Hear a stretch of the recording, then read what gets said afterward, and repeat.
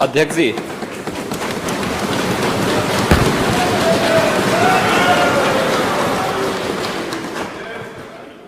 कल की घटना जो प्रयागराज की हुई है वो दुखद है और सरकार ने उसका संज्ञान लिया है और मैं इस पूरे हाउस को इस बात के लिए आश्वस्त करता हूं कि जीरो टॉलरेंस की नीति के तहत सरकार जो कार्रवाई अब तक करती रही है उसके परिणाम भी बहुत शीघ्र सामने आएंगे, कोई संदेह नहीं होना चाहिए। लेकिन जो ये अपराधी हैं, जो ये माफिया हैं, आखिर ये पाले किसके द्वारा गए हैं?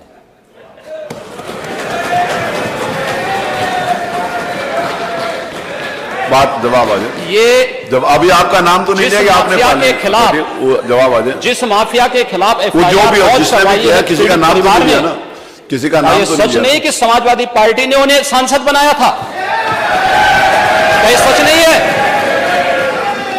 आप अपराधियों को पालेंगे, प्रदेश पार्टी जिस किसी भी पार्टी का रहा हो, बताइए क्या अपराधी नहीं था? किस पार्टी का था? किस पार्टी का था? आप सारे अपराधियों को पालेंगे, उनको माल्यार्पण करेंगे और उसके बाद तमाशा बनाते हैं आप लोग। एक तरफ अपराधियों को प्रश्रय देंगे, उन्हें गले का हार बनाएंगे और दूसरी तरफ फिर दोषारोपण भी करेंगे। मैं उन्हीं पे आ रहा हूं, उन्हीं बातों पे चर्चा करने के लिए आ रहा हूं। हमारी पार्टी में आप बताइए किस पार्टी का सदस्य है? क्योंकि बहुजन समाज पार्टी से आपकी दोस्ती है, इसलिए बहुजन समाज पार्टी का नाम नहीं ले रहे आप। हम भी उन्हीं बातों पे कह रहे हैं। क्या यह सच नहीं कि जिस अतीक अहमद के खिलाफ पीड़ित परिवारों ने मुकदमा दर्ज कराया, उसके परिवार के खिलाफ, वह समाजवादी पार्टी के द्वारा पोषित माफिया है और उसकी कमर पर तोड़ने का काम हमारी सरकार ने किया है। और फिर मैं कहता हूं इसी इस माफिया को मिट्टी में मिला देंगे। सरकार किसकी है? सरकार किसकी है? तकलीफ में हो, ये माफिया हैं, इनको मिट्टी में मिलाने का काम करेंगे। अपराधी आप क्या है? अपराधी आप क्या है? ये चीजें नहीं हो सकती। अपराधी आप क्या है? नहीं सुनेंगे इनकी बात। ये तो आप जानते हैं, आपको बहाना चाहिए था। ये तो अध्यक्ष महोदय, ये पेशेवर माफिया और अपराधियों के सरपरस्त हैं और ये लोग लगातार यही करते रहे हैं। इनके रग रग में अपराध भरा हुआ है। अपराध के अलावा इन्होंने कुछ सीखा ही नहीं है। क्या ये सच नहीं? क्या पूरा प्रदेश इस बात को जानता है और आज ये लोग अपनी साफोई की सफाई देने के लिए यहां पर आए हैं। आप अपने स्थान पर चलें, मुख्यमंत्री जी अपनी बात कह रहे हैं, आपको भी अवसर मिलेगा, आप अपनी बात कहिएगा। सच नहीं है वो आप जो भी बात आपने कहने आप कहिएगा। अभी मुख्यमंत्री जी बोल रहे हैं, आपने जो बात कहनी है अपनी बात कहिएगा। आपको अवसर मिलेगा, आप अपनी बात कहिएगा। आपको अवसर मिलेगा तो आप अपनी बात कहिएगा।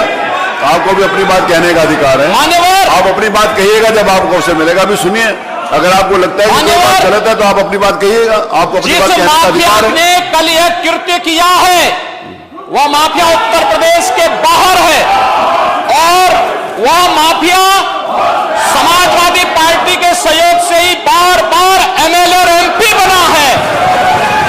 क्या सच नहीं कि 1996 में इलाहाबाद वेस्ट से वह माफिया समाजवादी पार्टी की सरकार के सहयोग से, इन पार्टी के सहयोग से एमएलए बना था? और यही नहीं, 2004 में भी वह माफिया 2004 में भी वह माफिया इन्हीं लोगों के सहयोग से एमपी बना था और फिर 2009 में उस माफिया को सांसद बनाने का भी कुख्यात कार्य इन्होंने ही किया था। ये लोग चोरी और सीना चोरी करने का काम कर रहे हैं और मैं फिर इस बात को कह रहा हूं कि माफिया कोई भी हो, सरकार की जीरो टॉलरेंस की नीति है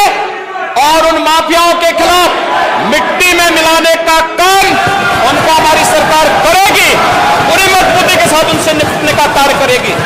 लेकिन चोरी और सीना चोरी दोनों नहीं चल सकता है। अब बात सुनिए, जो बात कह रहे हैं, अगर आप जो बात कही जा रही है उसको सुनिए, आप अपना जवाब दीजिए कि आपने सांसद बनाया था कि नहीं बनाया था, विधायक बनाया था कि नहीं बनाया था, आप तय करिए अपनी बात। जो माननीय मुख्यमंत्री जी कह रहे हैं, आप अपनी बात का जवाब दीजिए, आपको अवसर मिलेगा, आप अपनी बात का जवाब दीजिएगा।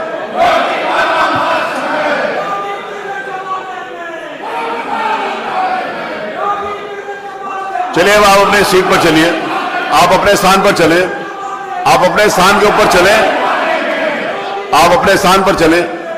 मेरा निवेदन है कि आप अपने स्थान पर चलें, आप अपने स्थान के ऊपर चलें। माननीय मुख्यमंत्री जी ने 11 बजे आज पूर्व निर्धारित था कि माननीय मुख्यमंत्री जी राज्यपाल के भाषण के ऊपर चर्चा में जवाब देंगे। आप अपने स्थान के ऊपर चलिए, आप अपने स्थान पर चलिए। मेरा आपसे निवेदन है कि आप, ये पूर्व निर्धारित था, आदरणीय नेता प्रतिपक्ष किस दिन बोलेंगे और माननीय नेता सदन किस दिन बोलेंगे।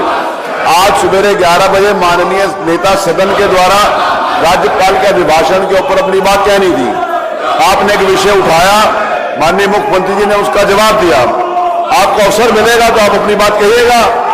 ये मंच सब लोगों के लिए खुला, आप अपनी बात कह सकते हैं। जो भी बात माननीय मुख्यमंत्री जी ने कही है, आपको लगता है कि वो असत्य है तो आप अपनी बात कहिएगा। आप अपनी बात, आपको भी मैं पूरा अवसर दूंगा। उसमें जो भी बात मुख्यमंत्री जी ने कही है आपको लगता है कि असत्य है तो आप अपनी बात कहिएगा, अपनी सीट के ऊपर जाइए।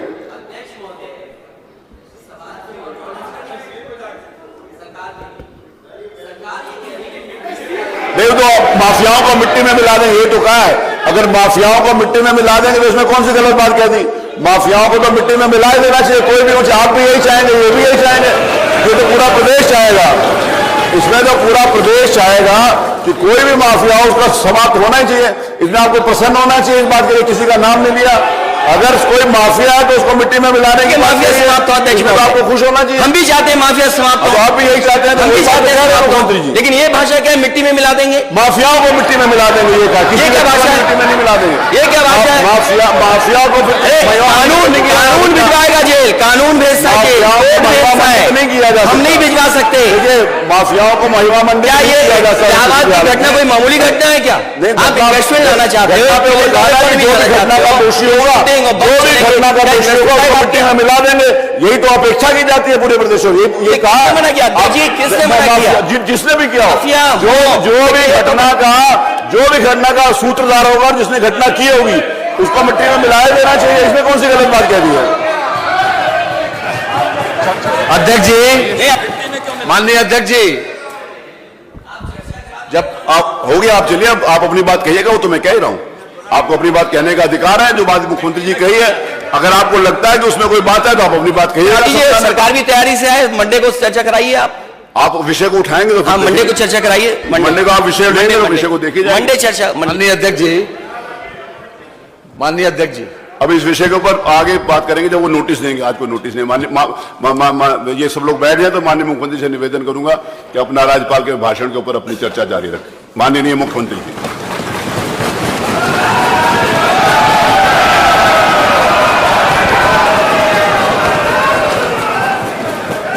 अध्यक्ष जी, मैं आपका आभारी हूं कि आपने माननीय राज्यपाल महोदय के द्वारा 20 फरवरी को संवेद सदन में दिए गए भाषण पर मुझे इस सदन में माननीय सदस्य डॉक्टर नीलकंठ तिवारी जी के द्वारा प्रस्तुत प्रस्ताव पर इसका जवाब देने के लिए अवसर दिया है। मैं धन्यवाद दूंगा नेता विरोधी दल और सभी माननीय दलीय नेताओं का और उन सभी माननीय सदस्यों का जिन्होंने इस पूरी चर्चा में भाग लेकर के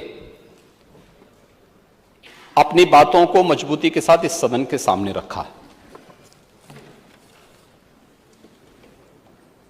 मैं हमेशा इस बात को मानता रहा हूं कि आप हमारी बातों से सहमत होंगे, नहीं होंगे, लेकिन लोकतांत्रिक तरीके से सदन की कार्रवाई को आगे बढ़ाने की आवश्यकता है। और उन कार्यक्रमों के साथ ही हम संसदीय लोकतंत्र की गरिमा को और उसके गौरव को आगे बढ़ाने का कार्य कर सकते हैं। इससे पहले कि मैं अपनी बात को आगे बढ़ाऊं, मुझे महाकवि दिनकर की कुछ बातें याद आ गई हैं। आज जब सदन की कार्रवाई प्रारंभ होनी थी ठीक 11 बजे, जो दृश्य हम सबको देखने को मिला है, वह मैंने पहले भी कहा, कल प्रयागराज की घटना अत्यंत दुखद है और इस घटना का जो भी दोषी होगा वो बख्शा नहीं जाएगा। वो तो आप जानते ही हैं कि कार्रवाई जब होती है तो यहां पे बहुत तरीके से कार्रवाई होती है, लेकिन ये माफिया, ये पेशेवर अपराधी आखिर किसके द्वारा पाले पोसे गए हैं और क्यों इतनी परेशानी हो रही है? माननीय हमारे नेता विरोधी दल को चोरों के जो है हित ठगों के बल हैं, जिनके प्रताप से पलते पाप सकल हैं।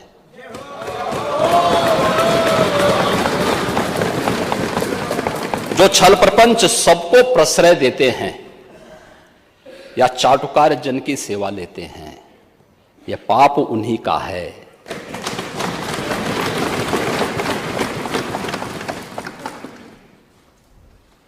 ये जो उत्तर प्रदेश की जनता को, 25 करोड़ जनता को पहचान का संकट खड़ा हुआ,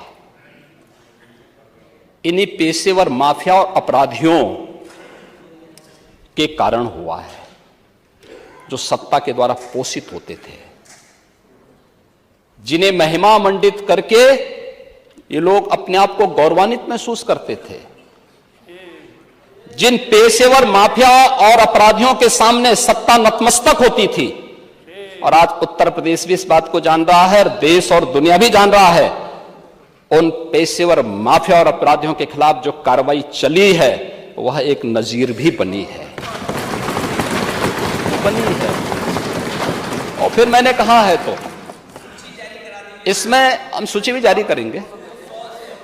मैं आ रहा हूं, आज हम कर रहे हैं, आज उस पर पूरी चर्चा में भाग लूंगा। और मैं तो इसीलिए मैं धन्यवाद दूंगा माननीय अध्यक्ष जी को कि उन्होंने मुझे आज के दिन दिया है। मुझे लगता है आज और कोई बिजनेस नहीं होगा तो इस बिजनेस को थोड़ा आज इसी पे चर्चा हो जाए, इसी पे आज चर्चा करा ही लिए जाए। महोदय, जब हम इस बात को कह रहे हैं, वास्तव में राज्यपाल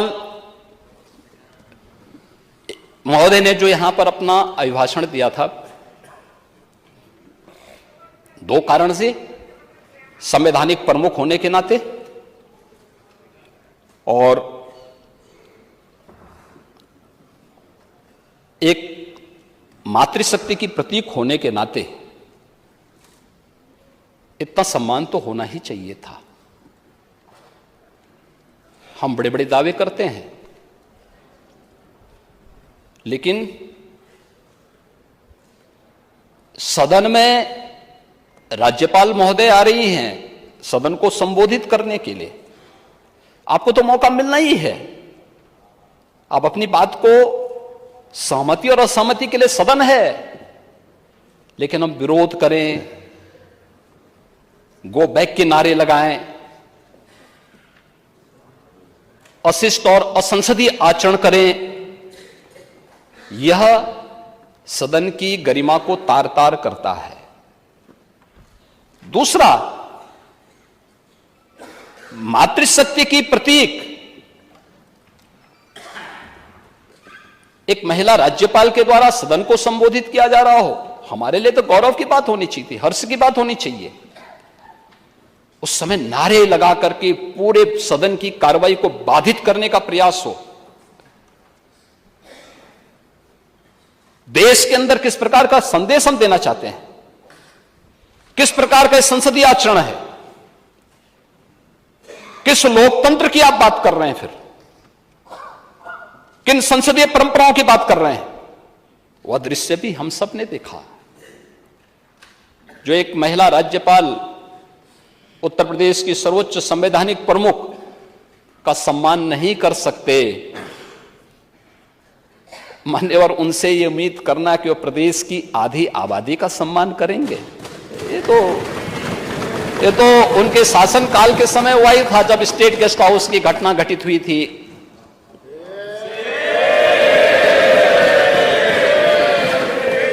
आचरण तो उनका उस समय भी सामने आया था। लड़के हैं, गलती कर देते हैं, ऐसे भी बयान आए थे। ऐसे ही अन्य तमाम वक्तव्य उस समय आए थे। महोदय, वे लोग लोकतंत्र की बात करें, मुझे बड़ा आश्चर्य होता है। ये किसके गुरु हैं? यानी यह शिवनानंद गुरु किसके हैं? यह बड़ी आश्चर्यजनक स्थिति है। और महोदय, मुझे देख करके बड़ा आश्चर्य हुआ, ये लोग प्रदेश के अंदर सुरक्षा की बात करते हैं। शर्म तो तुम्हें करनी चाहिए जो अपने बाप की सम्मान नहीं कर पाए।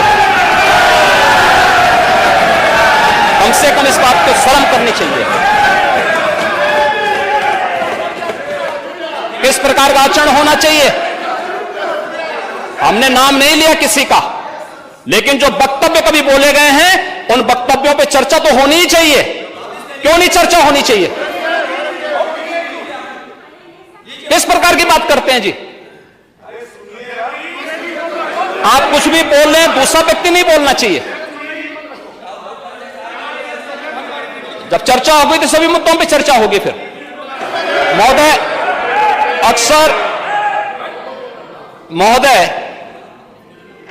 अक्सर जब हम लोग अभिभाषण की चर्चा करते हैं तो कोई भी संवैधानिक प्रमुख सरकार की उपलब्धियों के बारे में चर्चा करता है और अपनी भावी योजनाओं को भी, सरकार की भावी योजनाओं की भी चर्चा करता है।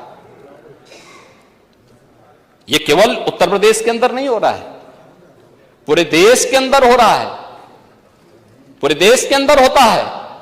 ये संसदीय परंपराएं यही हैं। और यही नहीं होता है, संसद के संवैध सदन को जब महामहिम राष्ट्रपति जी संबोधित करती हैं तो वह भी सरकार की उपलब्धियों के साथ साथ भावी योजनाओं का चित्रण भी करती है। अभिभाषण ही दिग्दर्शन होता है शासन की उपलब्धियों का और भावी योजनाओं का। लेकिन आपको सहमति और असहमति के लिए सदन में चर्चा होती है। आप अपनी उपलब्धियों को बताइए ना, कौन ऐसा दल है जिसको प्रदेश के अंदर सत्ता में रहने का अवसर न मिला हो? और कई बार जनता ने अवसर दिया। अगर आज अपने कारनामों से जनता आपको ठुकरा रही है तो इसके लिए अपने कारनामों को दोषी ठहराइए, उत्तर प्रदेश की जनता को मत दोषी ठहराइए।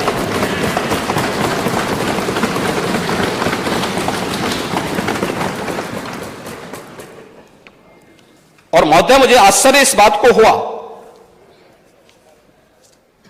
आश्चर्य तो मुझे इस बात के लिए हुआ कि उत्तर प्रदेश जिन जिन उपलब्धियों में नंबर 1 पर है, जिन बातों में पिछले 6 वर्षों में उत्तर प्रदेश ने नंबर 1 स्थान प्राप्त किया, उन उपलब्धियों के बारे में हर उत्तर प्रदेश वासियों को गौरव की अनुभूति करनी चाहिए, चाहे वो सत्ता पक्ष का हो, विपक्ष का हो या कोई भी उत्तर प्रदेश का वासी हो। हर एक को गौरव की अनुभूति होनी चाहिए। हमारा उत्तर प्रदेश आगे बढ़े, हम सबको गौरव होना चाहिए। लेकिन हम कहें साहब ये तो गलत है, हम ये कहें कि साहब नहीं उत्तर प्रदेश तो अभी जो है 50वें स्थान पर है, तो 50 तो राज्य ही नहीं यूपी में अंदर। आश्चर्य होता है हमें। यानी उन्हें यह दिखाने में कि उत्तर प्रदेश तो अभी पिछड़ा है, उत्तर प्रदेश बीमारू है, यह बोलने में गौरव की अनुभूति होती है। यह उत्तर प्रदेश के बारे में इनकी मंशाओं को उजागर करता है, क्योंकि जब इनका शासन था तब कुछ कर नहीं पाए और आज डबल इंजन की सरकार डबल स्पीड के साथ उन योजनाओं को जमीनी धरातल पर उतार करके उत्तर प्रदेश के अंदर 25 करोड़ जनता को बिना भेदभाव के शासन की योजनाओं का लाभ दे रही है, तो उनको बुरा लगता है ये सब बुरा लगता है उन्हें। और फिर उसको लेकर के तमाम प्रकार की चर्चाएं शुरू हो जाती हैं, तमाम प्रकार की बातें फिर शुरू होती हैं। होना तो यह चाहिए कि हर सदस्य को, हर माननीय सदस्य को, वो सत्ता पक्ष का हो विपक्ष का हो, उसको उत्तर प्रदेश के गौरव पर, उत्तर प्रदेश की उपलब्धि पर गौरव की अनुभूति करनी चाहिए। कमोबेश डबल इंजन सरकार ने ज्यादा एग्रेसिव तरीके से उसे आगे बढ़ाया है, श्रेय उसको ज्यादा मिलेगा, लेकिन थोड़ा बहुत योगदान हो सकता है कि किसी न किसी सरकार ने भी कुछ न्यू रखने में कुछ तो योगदान किया होगा, पिछली सरकारों ने भी, तो उसी के साथ अपना नाम भी जोड़ देना कि देखो हमने भी किया। जैसे हर चीज के लिए बोलते हैं, वो तो हम भी करना चाहते थे लेकिन हम कर नहीं पाए, लेकिन चलो जोड़ दो भाई, बोल दो उत्तर प्रदेश आज खाद्यान्न उत्पादन में नंबर 1 पर है, तो हमने भी योगदान देने का प्रयास किया था, या हमने भी किया था। उस समय हम डाटा नहीं फीड कर पाए और भी नहीं कर पाए, हमें बोल देने के, बोल दें, ना बोले कम से कम ये तो ना बोले नहीं उत्तर प्रदेश में ऐसा नहीं हो रहा है, आप तो अन्नदाता किसानों को परेशान, आपको अपमान कर रहे हैं। यूपी के नौजवानों के बारे में हम कहते हैं यूपी में सबसे अच्छा युवा है, स्किल मैन पावर हमारे पास है। नहीं, ऐसा नहीं, उत्तर प्रदेश में तो सब विश्वविद्यालय खराब हैं। अब ये आप क्या साबित करना चाहते हैं? उत्तर प्रदेश के बारे में, उत्तर प्रदेश का जो परसेप्शन बना था, क्या उसमें कोई परिवर्तन ही नहीं आया? पिछले 6 वर्ष के अंदर कोई परिवर्तन ही नहीं देखने को मिला, लेकिन स्वीकार करने का की हिम्मत नहीं है, और उन योजनाओं के बारे में उसको नकारने की एक जो आदत है, उस नकारने की इस आदत ने आज उत्तर प्रदेश को किस स्थिति में पहुंचाया है महोदय, ये किसी से छुपा हुआ नहीं है। और हम इस बारे में जानते हैं कि उत्तर प्रदेश आज जिन योजनाओं में नंबर 1 पर है, खाद्यान्न उत्पादन में आज उत्तर प्रदेश पूरे देश के अंदर नंबर 1 पर है। और मैं तो कहता हूं, बार बार कहता हूं कि उत्तर प्रदेश प्रकृति और परमात्मा की अपार कृपा का राज्य है, अपार कृपा का राज्य है।